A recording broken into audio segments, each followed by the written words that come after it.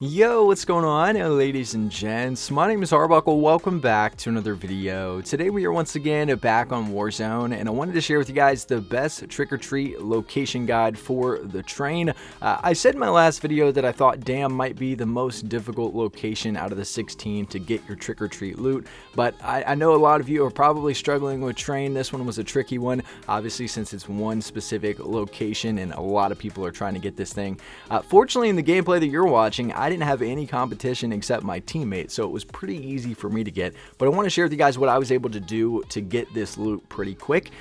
So obviously the first thing you want to make sure that you're playing is quads. Players choose different game modes based on what they're trying to do, and when you're playing quads, you have a much better chance of getting to that train, because in quads you have teams that are actually trying to win and going hard and landing in different locations. Most people aren't going for the Halloween loot in quad, so I found that the best game mode to play for the train.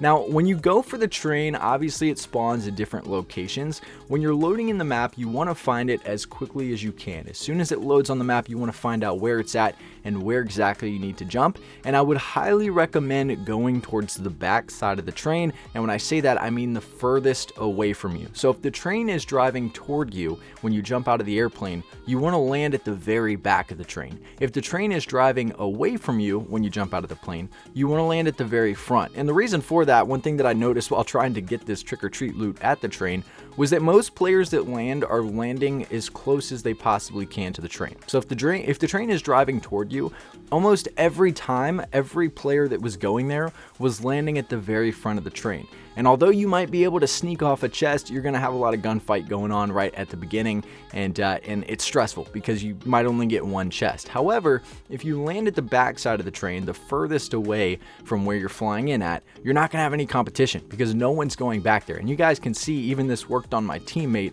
I was able to land at the back side of the train and hit like 4 or 5 chests before my teammate even got one. So it was pretty easy for me to knock this out. Again, I was lucky in this specific gameplay to be able to knock out so many chests without having issues. But when you're in a game and you have multiple teams that are trying to go to the train, you want to land furthest away from you. This is the best way to get as many chests as you can. So this is how I was able to get the trick-or-treat loot at the train.